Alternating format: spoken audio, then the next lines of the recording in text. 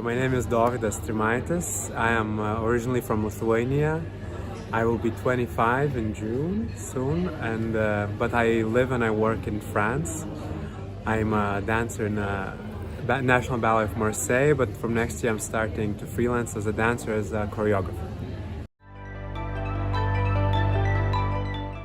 So it's actually my first time in a Baltic Dance Platform, and it's my first time pitching myself and my work. So it's very new and very unique experience, and I was very scared. I didn't really know how it's done. I've never seen even a pitch. It's the first time I saw other people pitching also. I was pitching first of all myself and my philosophy of choreography and of movement, and more general. And then I was pitching my 3 works: a solo that I premiered last summer, a trio that I'm premiering in June about the hair, and a duet that I'm planning to premiere in 2023 about Petit Allegro jump.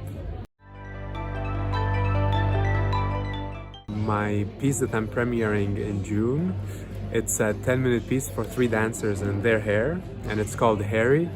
And this piece is choreographing a whole dance piece only for hair. It's a body part that interests me because we don't have direct control of our hair. It moves without our agreement, and we cannot stop it from moving. And I feel like choreography is always an art of control and of self-control. So for me, it's a very interesting tension and counterpoint, choreographing a symbol of freedom, choreographing something it's uncontrollable. So for me, the medium of dance is always movement, and it always starts from movement. And the way I work is I search, I create, or I try to find movements that interest me, that intrigue me. And that is always the starting point. And normally from this point, I try to play with it, with the movement, with what it means, with how it looks visually, how it feels kinesthetically, how it feels from the performer's point of view and from the audience's point of view, and what feelings and what images it can bring, the specific movement, to the audience.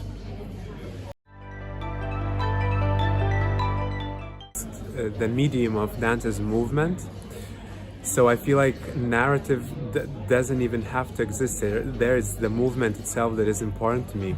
Yet because it's a time-based art form, it normally has a beginning, a middle, and an end. We cannot avoid at least the feeling of narrative or feeling of dramaturgy.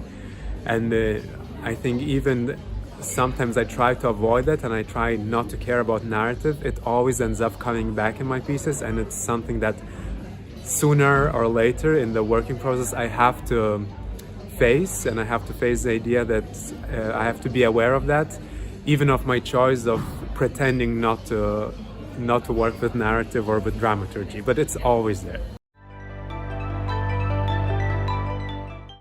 So the most interesting thing that I didn't even expect to learn in this Baltic Dance Platform is actually getting to know Latvian and Estonian dance scenes. It's very surprising because Lithuania is so close to these other 2 countries, but somehow I feel like we know more about dance scenes in the Western countries, and it's a pity because we could be as such a great power if in collaborating culturally and also production-wise. So it was actually one of my first introductions to the contemporary dance scene in these countries, and I was very pleasantly surprised by some artists, by some ideas and some performances that I've seen. So that is something that I hope to get to know more now after this first step in this Baltic Dance Platform.